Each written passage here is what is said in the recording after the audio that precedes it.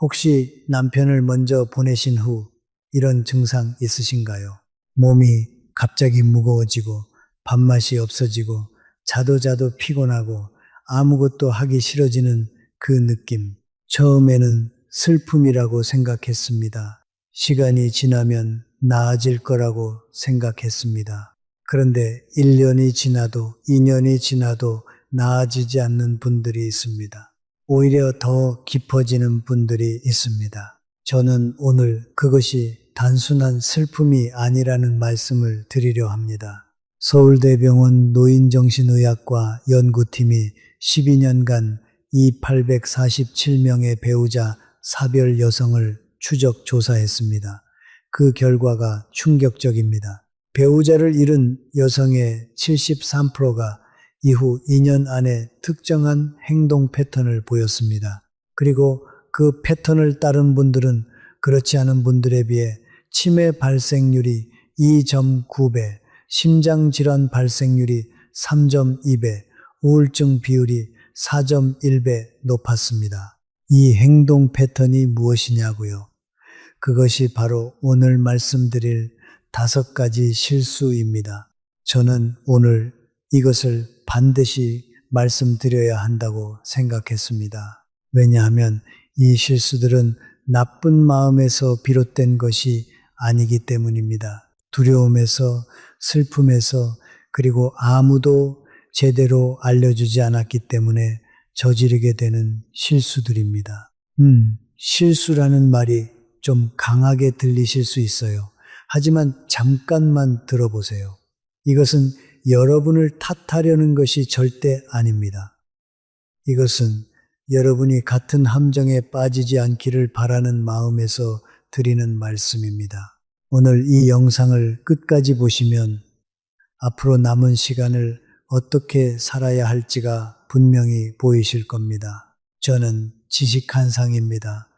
오늘도 여러분의 건강한 노후를 위해 진심을 다해 준비했습니다. 오늘 말씀드릴 내용을 먼저 간단히 소개해 드리겠습니다. 첫 번째는 자녀를 감정의 그릇으로 삼는 실수입니다. 두 번째는 재정의 주도권을 내려놓는 실수입니다. 세 번째는 스스로 세상과 담을 쌓는 실수입니다. 네 번째는 몸을 자신의 것이 아닌 듯 방치하는 실수입니다. 그리고 다섯 번째는 아직 남아있는 삶의 이야기가 끝났다고 선언하는 실수입니다. 그리고 오늘 특별히 보너스 하나를 더 준비했습니다. 이 보너스가 앞에 5가지 전부를 가능하게 만드는 가장 근본적인 열쇠입니다. 많은 분들이 궁금해 하십니다. 왜 어떤 분들은 남편을 잃은 뒤에도 더 단단해지고 어떤 분들은 같이 무너지는지를요. 오늘 그 차이를 알려드리겠습니다. 자, 시작하겠습니다. 첫 번째 실수입니다. 자녀를 감정의 그릇으로 삼는 것. 여러분, 잠깐 생각해 보십시오. 남편이 세상을 떠난 뒤 하루에 자녀에게 몇 번이나 연락하십니까? 전화할 때 주로 어떤 이야기를 하시나요? 오늘 뭐 했어? 잘 지내니? 하는 안부 전화인지요? 아니면 외롭다, 힘들다, 아무도 없다는 말인지요? 이 2가지 완전히 다릅니다. 2023년 한국가족학회 발표에 따르면 배우자를 잃은 어머니를 둔 성인 자녀의 68%가 어머니 전화를 받기 전에 심리적 부담을 먼저 느낀다고 답했습니다. 68%입니다. 10명 중 7명에 가까운 숫자입니다. 어머니를 사랑하지 않아서가 아닙니다. 사랑은 하는데 감당이 안 되는 겁니다. 왜 그럴까요? 이것을 제대로 이해하려면 뇌과학 이야기를 잠깐 해야 합니다. 어렵게 설명드리는 게 아닙니다. 아주 쉽게 말씀드릴게요. 인간의 뇌에는 가까운 사람의 감정을 흡수하는 기능이 있습니다. 거울 뉴런이라고 합니다. 가까운 사람이 슬프면 나도 슬프고 가까운 사람이 고통스러우면 나도 고통스럽게 느끼는 기능입니다. 이것이 공감 능력의 기초입니다. 그런데 이 기능은 계속 사용하면 소진됩니다. 배터리처럼요. 자녀에게도 하루 쓸 수 있는 감정 배터리가 있습니다. 직장에서 쓰고 배우자와의 관계에서 쓰고 자신의 자녀를 돌보는 데도 씁니다. 그런데 어머니의 고통과 외로움을 매일 흡수하다 보면 그 배터리가 너무 빨리 닳아버립니다. 처음 몇 달은 견뎌냅니다. 하지만 1년, 2년이 지나면서 자녀는 조금씩 지쳐갑니다. 그리고 그 지침은 어머니와의 거리로 나타납니다. 이것은 자녀가 나쁜 사람이어서가 아닙니다. 이것은 인간이 가진 한계입니다. 대구에서 중학교 교사로 32년을 일하신 이영희 선생님 67세이신데요. 남편을 잃으신 지 2년 후 이런 말씀을 하셨습니다. 아들이 점점 연락을 안 해요. 예전에는 일주일에 서너 번은 전화했는데 이제는 한 달에 한두 번이에요. 제가 뭘 잘못한 걸까요? 그분과 자세히 이야기를 나눠보니 매일 아침 아들에게 전화해서 얼마나 외로운지, 얼마나 힘든지 밥도 제대로 못 먹는다는 이야기를 하셨다고 합니다. 나쁜 마음이 전혀 아닙니다. 진심으로 아들이 그리웠고 위로가 필요했습니다. 하지만 그 진심이 아들에게는 매일 아침 무거운 숙제가 되어 있었습니다. 아들도 그것이 싫었던 게 아닙니다. 다만 너무 힘들었던 겁니다. 이것을 의존이라고 합니다. 그리고 의존은 사랑처럼 보이지만 결국 두 사람 모두를 지치게 만드는 관계입니다. 가슴 아픈 사실이 하나 더 있습니다. 이러한 감정적 의존이 지속될 경우 오히려 어머니 본인의 정신 건강에도 악영향을 미칩니다. 연세대 세브란스 병원 정신건강의학과 연구 결과에 따르면 자녀에게 강하게 의존하는 패턴을 보인 배우자 사별 여성의 경우 그렇지 않은 여성에 비해 우울증 이환율이 2.2배 높았고 회복기간도 1.7배 길었습니다. 이유가 있습니다. 자녀가 거리를 둘수록 더 외로움을 느끼고 더 외로움을 느낄수록 더 매달리고 더 매달릴수록 자녀는 더 멀어지는 악순환이 반복됩니다. 그렇다면 어떻게 해야 할까요? 다행히 방법이 있습니다. 첫째, 자녀와의 연락의 목적을 만드십시오. 그냥 외로워서 전화하는 것과 아들아, 이번 토요일 점심 같이 먹을 수 있어? 라고 묻는 것은 완전히 다릅니다. 후자는 자녀도 대답하기 쉽고 오히려 기대감이 생깁니다. 이번 주말에 어머니 뵈러 가야지 하는 마음이 생깁니다. 둘째, 감정을 풀 수 있는 다른 출구를 만드십시오. 외롭고 힘든 마음, 그것은 너무나도 자연스럽습니다. 하지만 그 감정을 오롯이 자녀에게만 쏟으면 관계가 무너집니다. 일기장에 쓰십시오.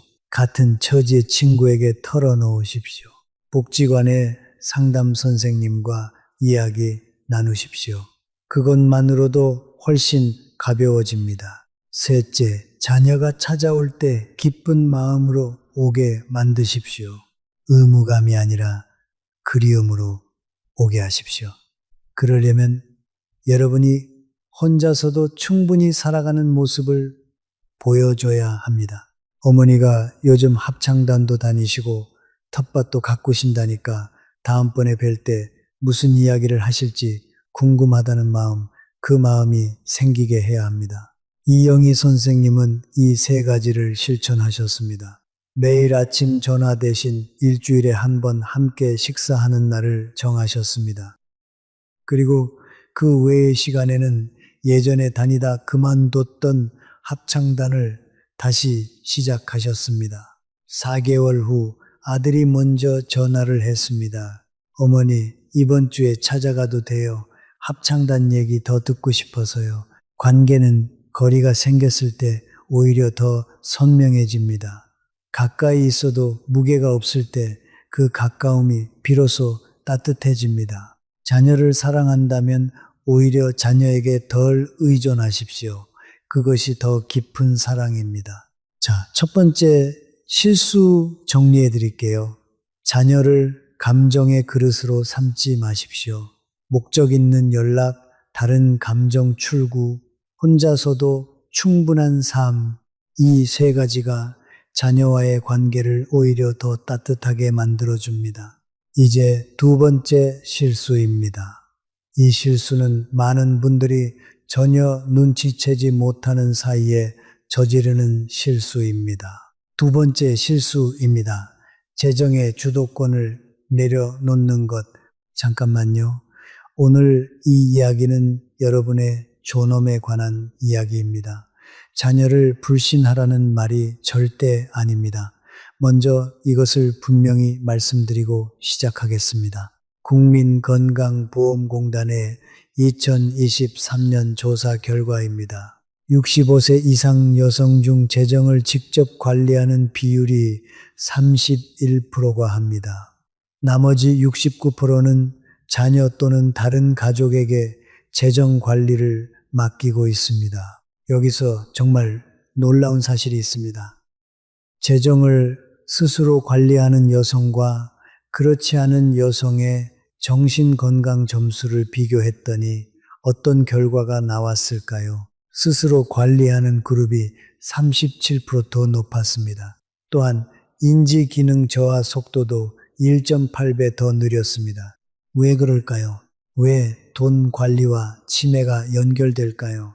이것을 이해하려면 돈이 무엇인지를 다시 생각해야 합니다. 돈은 단순한 숫자가 아닙니다. 돈은 선택입니다. 오늘 친구를 만나러 갈 수 있는지, 병원을 갈 수 있는지, 손자에게 용돈을 줄 수 있는지, 이 모든 것에 돈이 연결되어 있습니다. 그 선택권이 없다는 것은 자신의 삶 안에서 손님이 된다는 뜻입니다. 인간의 뇌는 자율성이 있을 때 활성화됩니다. 내가 결정한다는 느낌, 내 의지로 무언가를 한다는 느낌, 이것이 뇌를 건강하게 유지시키는 핵심 자극입니다. 반대로 아무것도 결정할 수 없는 상태가 오래 지속되면 뇌는 점점 작아집니다.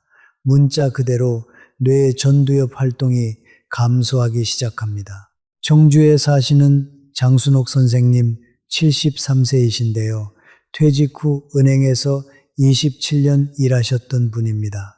남편이 세상을 떠나신 후 아들 부부와 함께 살게 되셨습니다. 편의상 재산 관리는 아들이 맡게 되었고요. 처음 몇 해는 괜찮았습니다. 하지만 시간이 지나면서 조금씩 달라지기 시작했습니다. 오래된 친구를 만나러 가려면 아들에게 교통비를 받아야 했습니다. 병원을 가고 싶어도 거기는 비싸다는 말을 들었습니다. 어느 날 손자에게 용돈을 주셨다가 며느리한테 그 돈 어디서 난 거예요? 하는 말을 들으셨습니다. 선생님이 나중에 이런 말씀을 하셨습니다. 내 집 같지 않아요. 내 돈인데 내 돈 같지가 않아요. 은행에서 27년 동안 일하신 분이 자기 이름으로 된 통장을 마음대로 쓸 수 없게 된 겁니다. 이것은 장순옥 선생님 아들이 나쁜 사람이어서가 아닙니다. 인간은 어떤 상황에 놓이면 자신의 편의를 먼저 생각하게 되어 있습니다. 그것이 인간의 본성입니다. 비난할 수 없습니다. 하지만 그 본성을 알고 스스로를 지키는 것이 지혜입니다. 통계를 하나 더 말씀드릴게요. 한국 65세 이상 여성의 빈곤율은 OECD 국가 중 최상위권입니다. 이유는 복합적이지만 그중 하나가 분명히 있습니다. 많은 여성들이 평생 가정을 위해 일했음에도 불구하고 정작 노후에 자신의 이름으로 된 재산을 갖지 못한 채 다른 사람의 결정에 의존해야 하는 상황에 놓인다는 것입니다. 이것은 개인의 잘못이 아닙니다. 하지만 이제라도 바꿀 수 있다면 바꾸어야 합니다. 그렇다면 구체적으로 어떻게 해야 할까요? 세 가지를 기억하십시오. 첫째, 지금 당장 내 이름으로 된 통장에 얼마가 있는지 파악하십시오.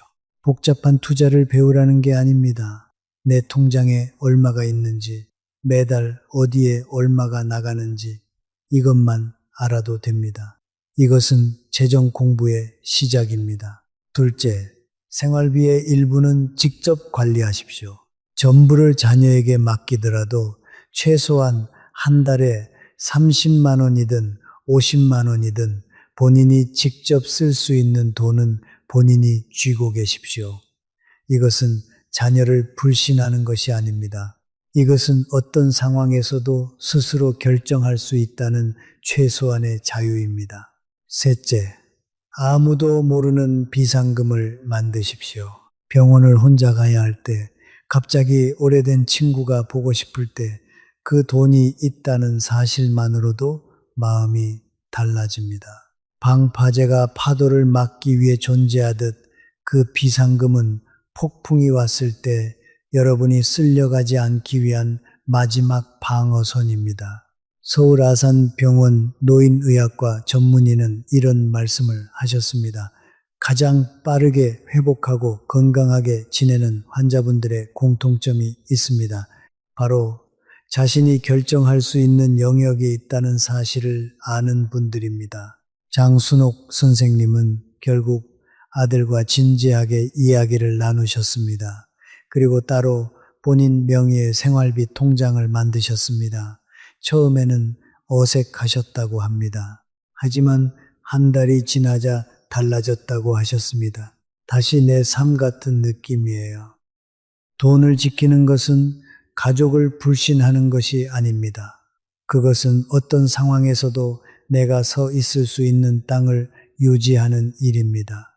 그것은 나는 아직 내 삶의 주인이다 하는 가장 조용하지만 가장 단호한 선언입니다. 두 번째 실수 정리해 드리겠습니다. 재정의 주도권을 내려놓지 마십시오. 내 통장 파악, 직접 관리하는 생활비, 비상금, 이 세 가지가 여러분의 존엄을 지킵니다. 자, 세 번째 실수입니다. 이것은 제가 가장 안타깝게 생각하는 실수입니다. 세 번째 실수입니다. 스스로 세상과 담을 쌓는 것.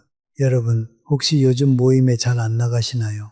예전에는 자주 만나던 친구들, 이제는 연락이 뜸해지셨나요? 솔직하게 한번 생각해 보십시오.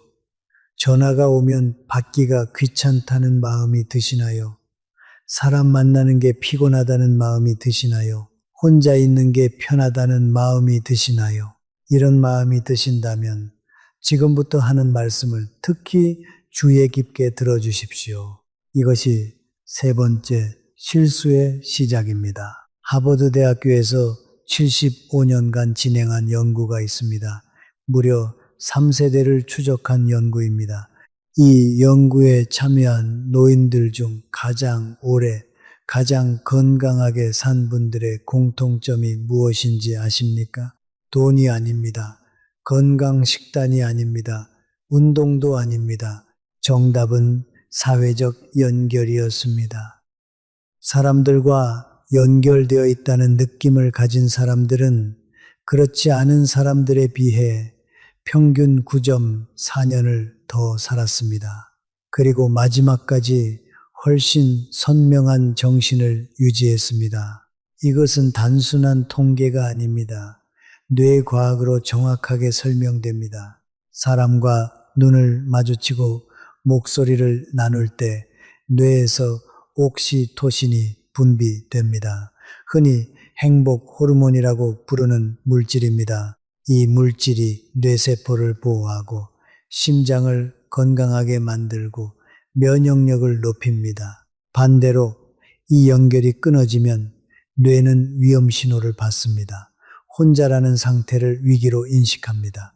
그러면 스트레스 호르몬인 코르티솔이 증가합니다. 혈압이 올라가고 몸 안의 염증 수치가 높아지고 잠을 자도 개운하지 않고 식욕이 없어집니다. 이것이 고립이 몸을 병들게 하는 과학적 이유입니다. 그런데 많은 분들이 이것을 고독이라 부르지 않고 평온이라 부릅니다. 혼자가 편해요.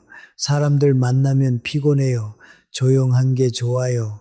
저는 그 말을 들을 때마다 조심스럽게 여쭤봅니다. 정말로 편한 것입니까? 아니면 더 이상 상처받고 싶지 않아서 먼저 문을 닫아버린 것은 아닌가요? 광주에 사시는 박정숙 선생님 71세이신데요. 평생 텃밭을 가꾸시고 이웃들과 가깝게 지내시던 분입니다. 남편을 잃으신 후 모임을 하나씩 끊기 시작하셨습니다. 처음에는 몸이 좋지 않아서, 그 다음에는 교통이 불편해서, 나중에는 그냥 연락을 받지 않으셨습니다. 1년이 지나자 전화하는 사람이 줄었습니다. 2년이 지나자 거의 아무도 연락하지 않게 되었습니다. 선생님이 저에게 이렇게 말씀하셨습니다. 다들 떠난 것 같아요. 다들 저를 잊은 것 같아요. 저는 조심스럽게 여쭤봤습니다. 먼저 문을 닫은 것은 누구였습니까? 선생님은 한참 동안 아무 말도 하지 못하셨습니다. 고립은 소리 없이 찾아옵니다. 어느 날 갑자기 혼자가 되는 것이 아닙니다. 한 번의 약속을 거절하고, 한 번의 연락을 미루고, 한 번의 만남을 피하는 것이 쌓이고 쌓여 어느 순간 주변에 아무도 없게 됩니다. 그리고 그때 가서야 비로소 깨닫게 됩니다. 내가 평온을 선택한 것이 아니라 세상으로부터 천천히 사라지고 있었다는 것을요. 한 가지 더 말씀드릴게요.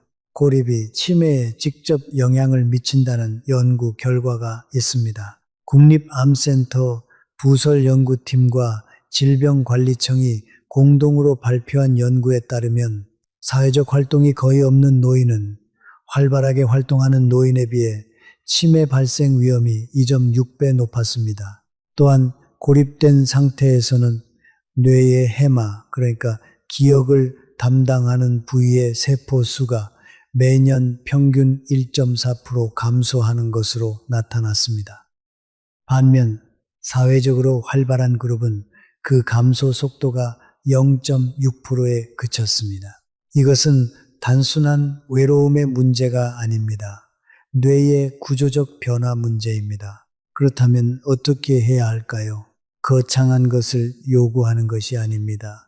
작은 것부터 시작하시면 됩니다. 첫째, 오늘 당장 오래된 친구 한 명에게 먼저 연락하십시오. 어색할 수 있습니다. 연락이 끊긴 지 오래됐을 수 있습니다. 하지만 대부분의 경우 상대방도 먼저 연락하고 싶었지만 눈치가 보였던 겁니다. 먼저 손 내미는 사람이 이깁니다. 둘째, 정기적으로 나갈 수 있는 곳을 하나 만드십시오. 동네 복지관, 문화센터 강좌, 종교 모임, 무엇이든 괜찮습니다. 매주 같은 시간, 같은 장소에서 같은 얼굴을 보는 것만으로도 뇌는 연결을 느낍니다. 셋째, 깊은 대화가 아니어도 됩니다. 공원 벤치에서 매일 마주치는 이웃에게 오늘 날씨 좋네요 하고 한마디 건네는 것, 그 작은 연결이 쌓이면 삶이 달라집니다. 누군가 내 존재를 알고 있다는 것, 내가 오지 않으면 걱정해 줄 사람이 한 명 있다는 것, 그것만으로도 사람은 다음날 아침 눈을 뜰 이유를 갖게 됩니다.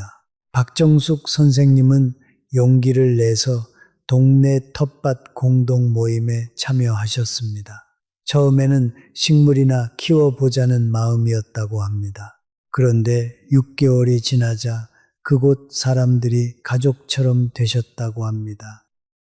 지금도 매주 화요일 오전에 그분들과 밭에 나가신다고 합니다. 이영희 선생님도 비슷한 말씀을 하셨습니다. 합창단을 다시 시작하고 나서 가장 먼저 달라진 것이 아침에 일어나는 것이 덜 힘들어졌다는 거라고요. 이유가 있습니다. 뇌가 기대하는 것이 생겼기 때문입니다. 문은 안에서도 열 수 있습니다. 두렵더라도 먼저 여십시오. 봄은 열린 문으로만 들어옵니다. 세 번째 실수 정리해 드리겠습니다.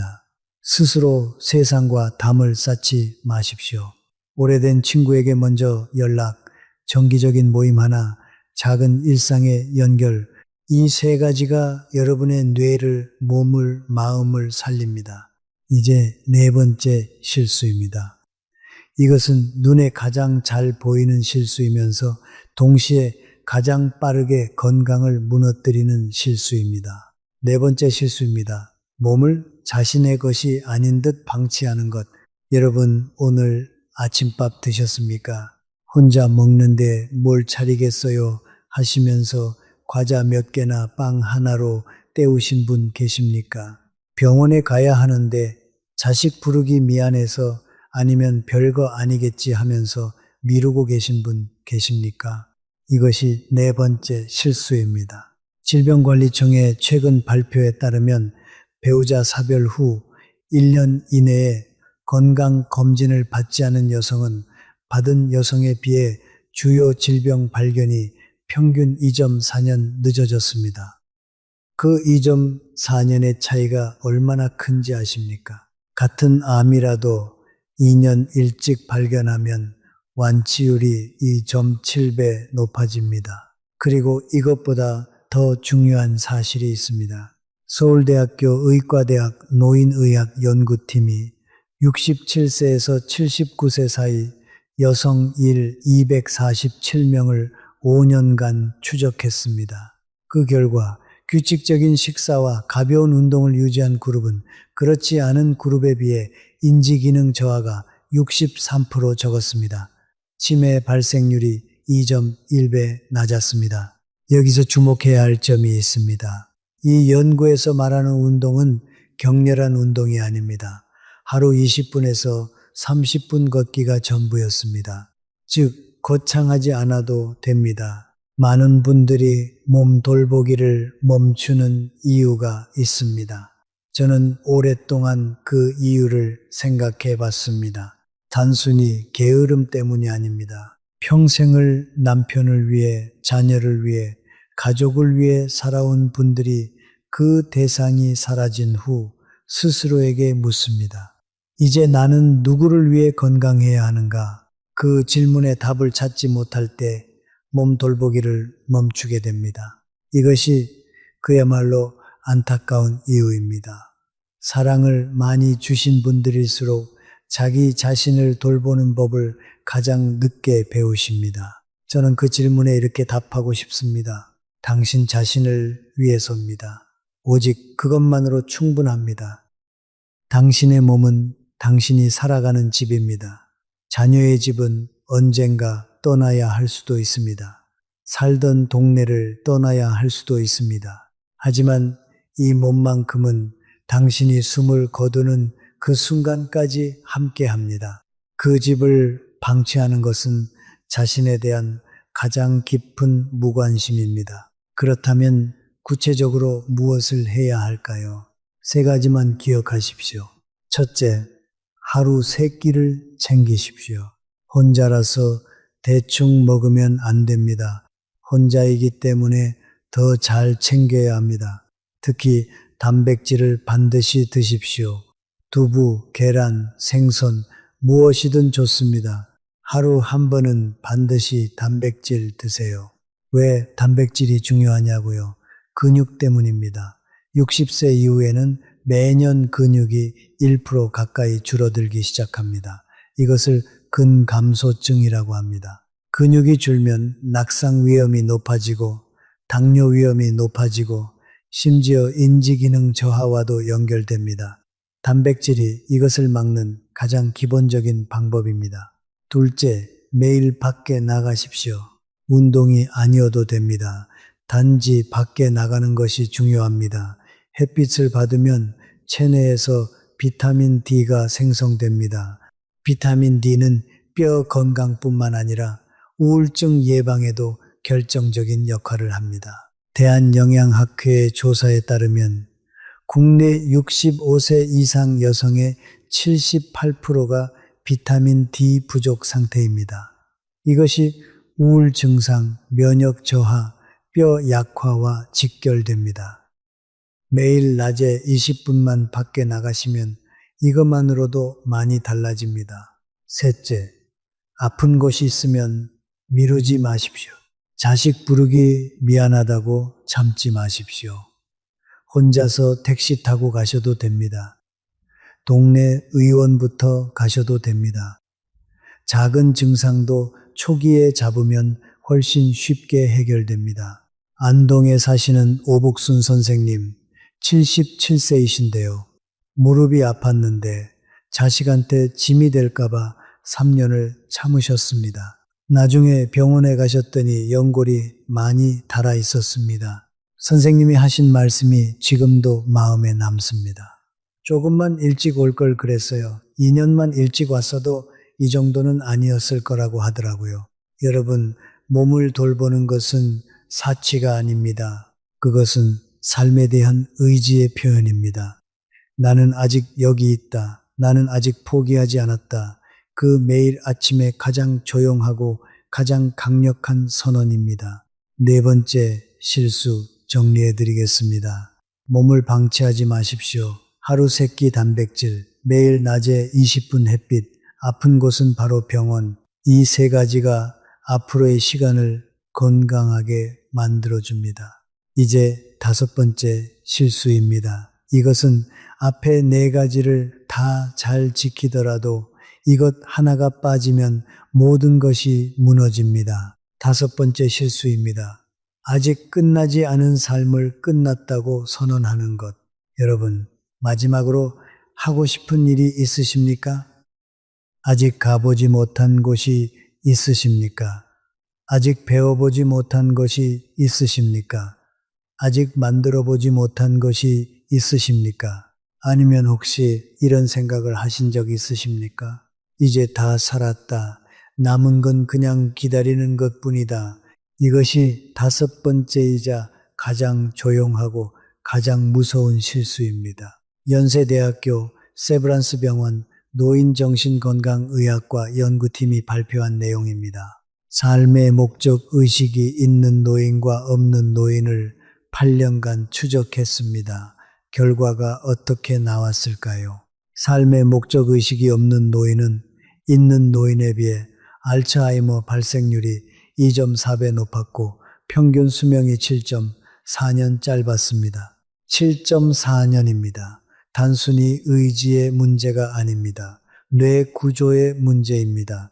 인간의 뇌는 목표가 있을 때 그 목표를 향해 나아갈 때 활성화됩니다.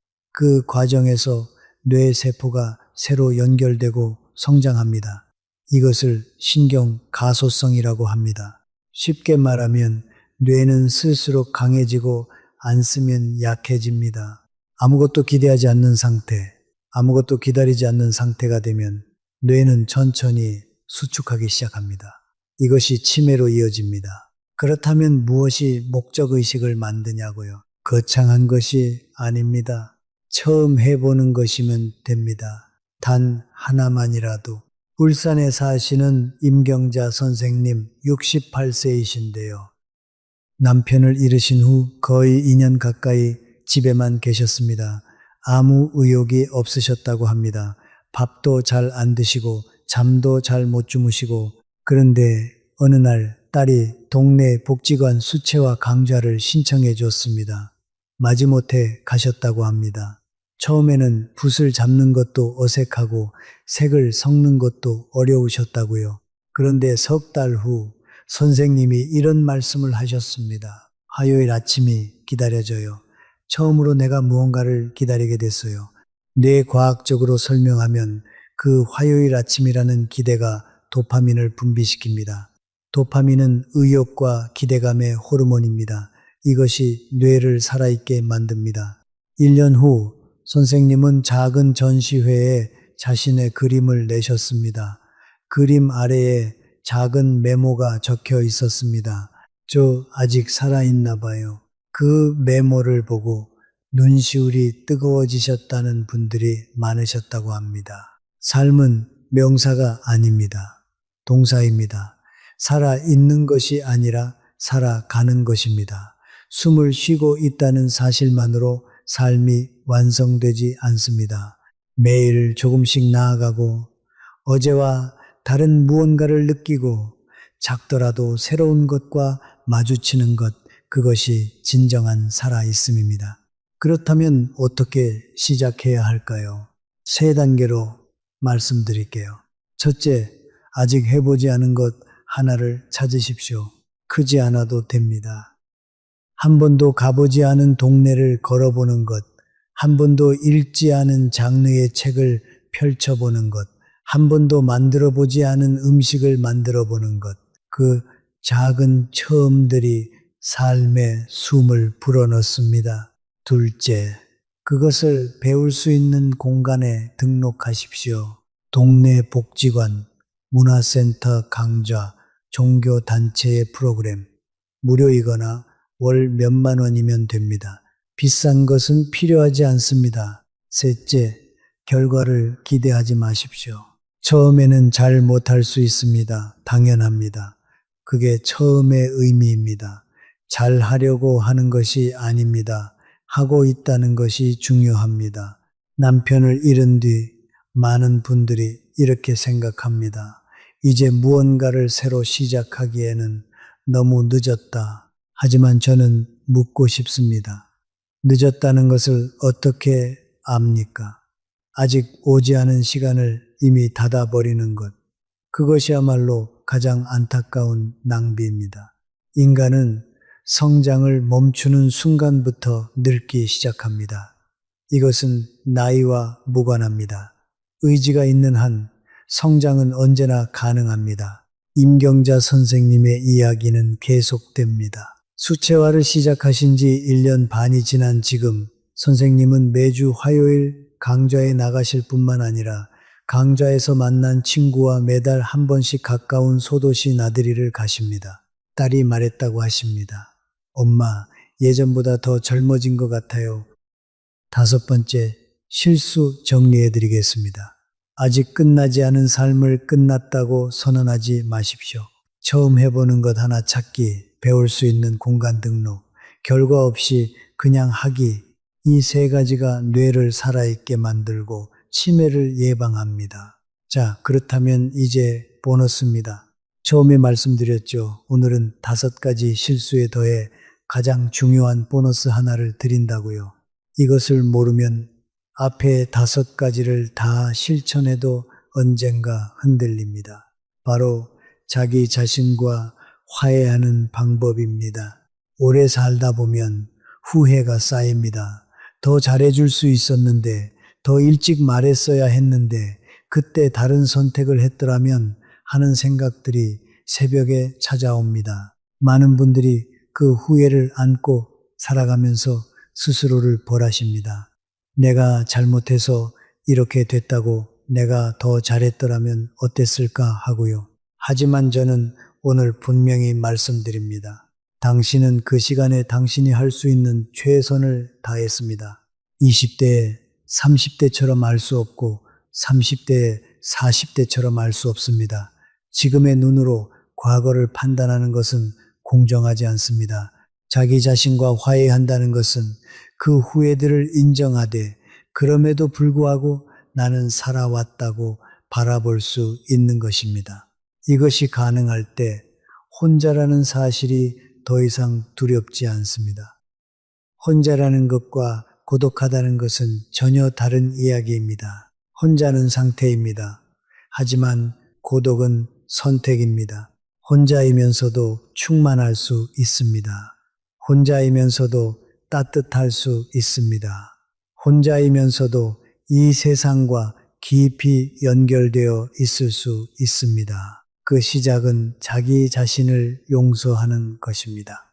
연습 방법을 드릴게요. 어렵지 않습니다. 오늘 저녁 조용한 시간에 이렇게 해보십시오. 종이 한 장을 꺼내서 오늘 내가 한 일 중 잘한 것을 3가지 쓰십시오. 밥을 제대로 먹었다. 산책을 나갔다. 친구에게 전화했다. 아무리 작아도 됩니다. 이것이 매일 반복될 때 뇌는 자신에 대한 긍정적인 패턴을 배우기 시작합니다. 이것을 심리학에서는 자기 효능감이라고 합니다. 내가 할 수 있다는 믿음, 이것이 쌓이면 삶 전체의 방향이 바뀝니다. 이미 언급해드린 분들이 공통으로 하신 말씀이 있습니다. 이영희 선생님도, 장순옥 선생님도, 박정숙 선생님도, 임경자 선생님도 모두요, 변화가 시작된 것은 거창한 결심 때문이 아니었다고요. 그냥 오늘 하루 한 가지를 해봤을 뿐인데 그게 다음 날로 이어졌다고요. 그 작은 하나가 전부입니다. 한 가지만 기억하십시오. 지금 이 순간 이 영상을 보고 있다는 사실 자체가 아직 당신 안에 살아가려는 의지가 있다는 증거입니다. 그 의지를 믿으십시오.